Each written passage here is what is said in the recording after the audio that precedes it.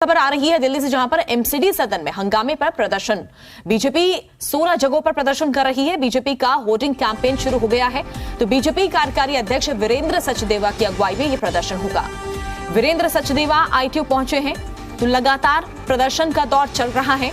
BJP का यह plan सामने आया है दिल्ली से खबर, जहां पर एमसीडी सदन में हुए हंगामे को लेकर बीजेपी का यह प्रदर्शन। बीजेपी 16 जगहों पर प्रदर्शन कर रही है। ज्यादा जानकारी के लिए जी मीडिया संवाददाता तरुण हमारे साथ जुड़ चुके हैं। तरुण, एक बार फिर से प्रदर्शन बीजेपी का, और इस बार तो 16 जगहों पर प्रदर्शन हो रहा है। देखिए, आईटीओ की आप तस्वीरें देख रही हैं मेरे पीछे, और यहाँ पर दिल्ली बीजेपी के कार्यकारी अध्यक्ष वीरेंद्र सचदेवा की अगुवाई में एक होर्डिंग कैंपेन शुरू किया गया है। दिल्ली की 16 अलग अलग जगहों पर इस तरह से होर्डिंग बैनर लगाए जा रहे हैं, और उसके पीछे खड़े होकर बीजेपी प्रदर्शन कर रही है। एमसीडी सदन की कार्यवाही के दौरान 6 तारीख के दिन जो तस्वीरें दिल्ली को देखने के लिए मजबूर होना पड़ा है, उसके बाद ये घटनाक्रम देखने के लिए आया है कि लगातार बीजेपी और आम आदमी पार्टी सड़कों के प्रदर्शन के जरिए एक दूसरे पक्ष के ऊपर दबाव बनाने की कोशिश कर रही है, और जो तस्वीरें देखने के लिए दिल्ली को और देश को मजबूर होना पड़ा है, उसके लिए एक दूसरे को कसूरवार ठहराया जा रहा है। यहाँ पर होर्डिंग कैंपेन के जरिए बीजेपी ये प्रदर्शित करने की कोशिश कर रही है कि एमसीडी सदन के अंदर गुंडागर्दी बीजेपी नहीं बल्कि आम आदमी पार्टी के नेताओं की तरफ से की गई है, और लिहाजा लोकतंत्र के लिए जो बदनुमा दाग लगा है एमसीडी की सदन की कार्यवाही के दौरान, उसके लिए आम आदमी पार्टी के विधायक और आम आदमी पार्टी के पार्षद जिम्मेदार हैं। कुछ नेताओं से बात करते हैं, क्या मांग है इस प्रदर्शन के जरिए? हम मांग है कि हमारा जो सदन है शांति से चले, निगम पार्षदों की शपथ हो और दिल्ली को नया मेयर मिले, और दिल्ली की जनता तक ये बात पहुंचे कि किस तरीके से उन्होंने गुंडागर्दी की है। आम आदमी पार्टी भी यही आरोप लगाती है कि गुंडागर्दी तो बीजेपी ने, वो तो सबने देखा है, वीडियो है, सारे फुटेज है कि हमारे पार्षद चुपचाप बैठे थे, उन्होंने आए जैसे शपथ शुरू उन्होंने हंगामा मचाना शुरू कर दिया। उसमें कुछ छुपा थोड़ी है, वो सबके पास वीडियो है। दिल्ली की 16 अलग अलग जगहों पर आश्रम हो, चाहे साउथ दिल्ली के इलाके हो प्रोमिनेंट, चाहे ईस्ट दिल्ली के प्रोमिनेंट इलाके हो, माइनॉरिटी डोमिनेटिंग इलाके हो, वहां पर सब जगहों पर बीजेपी इसी तरह के बड़े बड़े होर्डिंग्स हाथ में लेकर प्रदर्शन कर रही है, और इसे एक बड़े राजनीतिक मुद्दे के तौर पर भुनाने की कोशिश की जा रही है। दिल्ली बीजेपी के बड़े नेता इस समय सड़क पर उतरे हुए हैं और आम आदमी पार्टी के खिलाफ माहौल बनाने की कोशिश कर रहे हैं। वीरेंद्र सचदेवा से हम बात करने की कोशिश करते हैं, जो आईटीओ पर प्रदर्शन की अगुवाई कर रहे हैं। वीरेंद्र जी, किससे? अरविंद केजरीवाल से इतना पूछिए कि कहाँ लिखा है कि नहीं करा सकते, जो कुछ है संविधान के प्रावधान में। किसे कसूरवार मानते हैं पूरे घटनाक्रम के लिए? मैं अरविंद केजरीवाल और उनकी पार्टी को जिम्मेदार मानता हूँ। मांग क्या है इस प्रदर्शन के जरिए? सीधी सी मांग है कि जो गुंडागर्दी उन्होंने की है उसके लिए वो माफी मांगे। आम आदमी पार्टी भी यही आरोप लगाती है। उनका काम है आरोप लगाना। सदन में आपने देखा है कुर्सी कौन मार रहा था, माइक कौन तोड़ रहा था, वो सब आम आदमी पार्टी के गुंडे थे। हमारे पार्षद तो धैर्य और संयम से उनकी गुंडागर्दी बर्दाश्त कर रहे थे।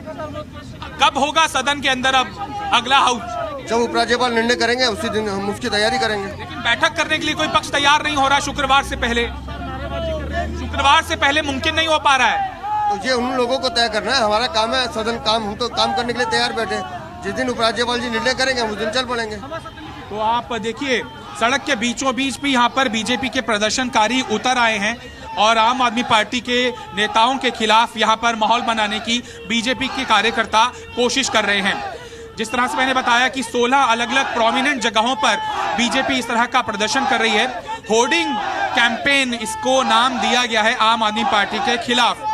पैरेलल लेवल के ऊपर आम आदमी पार्टी के भी कई प्रदर्शन हमें देखने के लिए मिले हैं, जहां पर बीजेपी को जिम्मेदार ठहराया गया है, जो भी एमसीडी की सदन की कार्रवाई के दौरान देखने के लिए मिला है। अब इस तरह के प्रदर्शन के जरिए बीजेपी दबाव बनाने की कोशिश कर रही है कि आम आदमी पार्टी इस पूरे मामले के अंदर बैकफुट पर आ सके और सदन की कार्रवाई को जल्द बुलाया जा सके। इस समय हम आईटीओ की तस्वीरें देख रहे हैं। इस प्रदर्शन के जरिए चूंकि पीक आवर शुरू हो चुका है, सर्द मौसम है, जिसके कारण यहाँ पर एक तरफ का जो ट्रैफिक है जो कि दरियागंज को जाता हुआ है, वो पूरी तरह से बाधित कर दिया गया है। हालांकि ये आंशिक बाधा है, थोड़ी देर के बाद जब ये प्रदर्शन खत्म होगा तब ये रोड को फंक्शनल कर दिया जाएगा। लेकिन तरुण, देखिए, इस तरह के प्रदर्शन से ये हंगामा हमने देखा था सदन में, अब वही पार्षद आ गए हैं सड़कों पर और ये हंगामा कर रहे हैं। ये प्रदर्शन आम जनता को परेशान कर रहा होगा, यातायात प्रभावित हो रहा होगा। देखिए, कोई भी पॉलिटिकल पार्टी का प्रदर्शन होता है, सड़क पर होता है, चाहे वो रैली हो, चाहे प्रदर्शन हो, चाहे धरना हो, तो एक आम आदमी ही है जो ठगा जाता है। एमसीडी की कार्यशैली हमने देखी, उस दौरान एमसीडी के अंदर चुनाव में जिस भी व्यक्ति ने वोट डाला था वो खुद को ठगा हुआ महसूस ही कर रहा था, क्योंकि उसको लगता था कि सदन के अंदर पार्षद जाएंगे तो उसके इलाके की गंदगी की बात होगी, उसके इलाके की विकास की बात होगी। लेकिन पार्षद क्या करते हुए दिखाई दिए? एक दूसरे से राजनीतिक द्वंद्व करते हुए दिखाई दिए। तो ठगा गया तो आम आदमी उस वक्त भी था और इस वक्त भी है, जब प्रदर्शन के जरिए बिल्कुल। तरुण, एक बार फिर से कोशिश करिए तस्वीरें हम तक पहुंचाने की और हमारे दर्शकों को दिखाने की कि किस तरह से प्रदर्शन यहाँ पर बीजेपी का हो रहा है।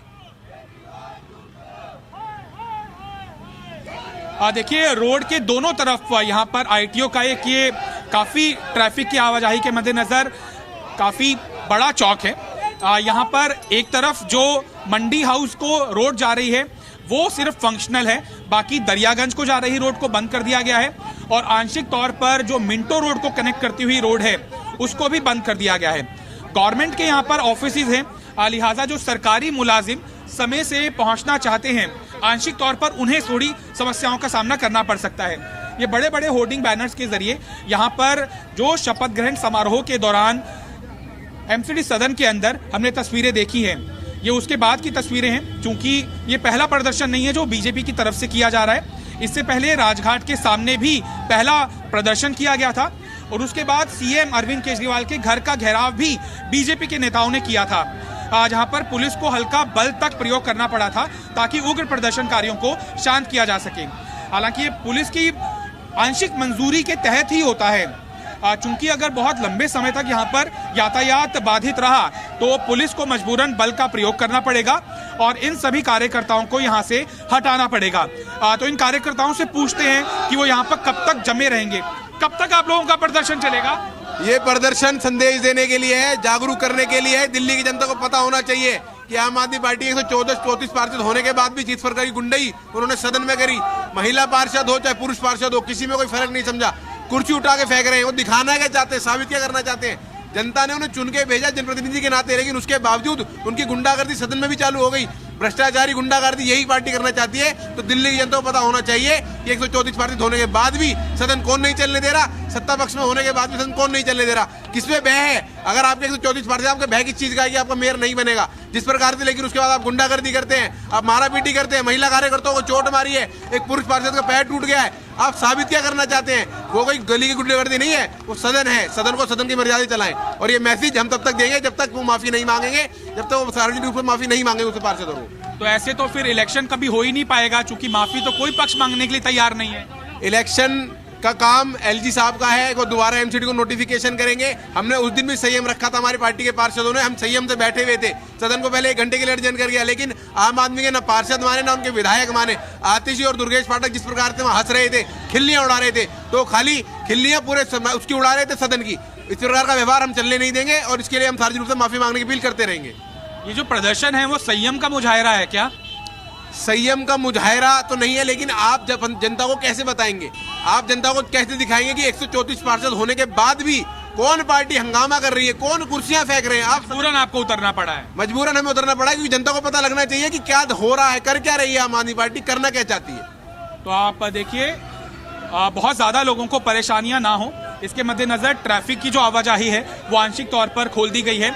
लेकिन अभी भी दिल्ली बीजेपी के जो कार्यकारी अध्यक्ष हैं वीरेंद्र सचदेवा, वो इस प्रदर्शन के ऊपर डटे हुए हैं और कुछ देर तक हो सकता है कि सामान्य यातायात की आवाजाही सुनिश्चित होने में वक्त लगे। बिल्कुल, परेशानियां यहाँ पर थोड़ी बहुत लोगों को देखने को मिल सकती है, क्योंकि यातायात प्रभावित हुआ है। ट्रैफिक व्यवस्था यहाँ पर जो है देखी जा रही है किस तरह से की गई है। लगातार ये प्रदर्शन हो रहा है और पिछले दिनों तरुण ये देखा गया कि लगातार ये प्रदर्शन हुआ। इससे पहले भी बीजेपी सड़कों पर उतरी, प्रदर्शन किया। जो बात कही जा रही है कि आम जनता को ये मैसेज देने की बात कही जा रही है, लेकिन आम जनता तो अपनी समस्याओं को लेकर परेशान है कि नगर निगम का कार्य नहीं हो रहा है। जब तक यहाँ पर गठन नहीं होगा नगर निगम का, तब तक जो है कामकाज नहीं होगा। बिल्कुल, स्थानीय स्तर के ऊपर पार्षद तब कागजों के ऊपर पार्षद माना जाता है जब वो अपने पद की शपथ ले लेता है, और दिल्ली के अंदर चुने हुए किसी भी पार्षद की अभी शपथ नहीं हो पाई है। लिहाजा अधिकारियों की जो जवाबदेही है वो इस वजह से सुनिश्चित नहीं हो पा रही है और स्थानीय स्तर के ऊपर पार्षदों को अभी तो लोगों के गुस्से का सामना नहीं करना पड़ा है, लेकिन अगर ये जो गतिरोध है वो ज्यादा लंबा खींचा और स्थानीय स्तर के ऊपर पार्षदों को दिक्कतें हुई अपने कामकाज कराने के अंदर, तो लोगों का गुस्सा भी फूट सकता है और इसके लिए जिम्मेदार हमारे नेता ही होंगे। इस तरह के प्रदर्शन सांकेतिक तौर पर एक दूसरे को कटघरे में जरूर खड़ा करने के लिए किए जाते हैं, लेकिन माना जा रहा है कि 13 जनवरी के दिन शुक्रवार शाम को 4 बजे दोनों पक्षों के बीच में, यानी कि दिल्ली के सीएम अरविंद केजरीवाल और दिल्ली के उपराज्यपाल विनय सक्सेना के बीच एक अहम बैठक हो सकती है, जिससे कि ये जो गतिरोध बना हुआ है उसको दूर किया जा सके। संभावनाओं के स्तर पर ही, उम्मीद के स्तर पर ही हम ये कह सकते हैं, हालांकि कोई आधिकारिक पुष्टि नहीं हुई है, चूंकि एलजी ने भी आह्वान दिया है कि दिल्ली के सीएम बैठक करके आए ताकि विवादित मुद्दों को सुलझाया जा सके। सीएम अरविंद केजरीवाल की तरफ से भी पेशकश की गई है कि समय तो दें दिल्ली के उपराज्यपाल, चूंकि समय नहीं दिया जा रहा है और जो समय दिया जा रहा है वो पहले से तय दिन के ऊपर दिया जा रहा है, यानी कि शुक्रवार के दिन। तो ये जो हाय तौबा सड़कों पर मचती हुई नजर आ रही है, एमसीडी के मेयर पद की जो लड़ाई है वो इस तरह से होर्डिंग बैनर के ऊपर आई है, इसका पटाक्षेप हो सकता है कि शुक्रवार की संभावित 4 बजे की बैठक के अंदर हो, जहां पर दोनों पक्ष एक साथ बैठेंगे और फिर एल्डरमैन के मुद्दे के ऊपर पीठासीन अधिकारी जो सत्या शर्मा नियुक्त की गई हैं एलजी की तरफ से, उस विवाद का निदान हो पाएगा। लेकिन उससे पहले इसी तरह से दिल्ली वालों को एक दूसरे पक्षों के खिलाफ राजनीतिक पार्टियां प्रदर्शन करती हुई ही दिखाई देंगी। चलिए, बिल्कुल आप तरुण लगातार हमारे साथ बने रहिए, आगे भी आपसे अपडेट हम लेते रहेंगे और फिलहाल देखिए बीजेपी का प्रदर्शन किस तरह से चल रहा है, तमाम अपडेट्स हम आपको आगे भी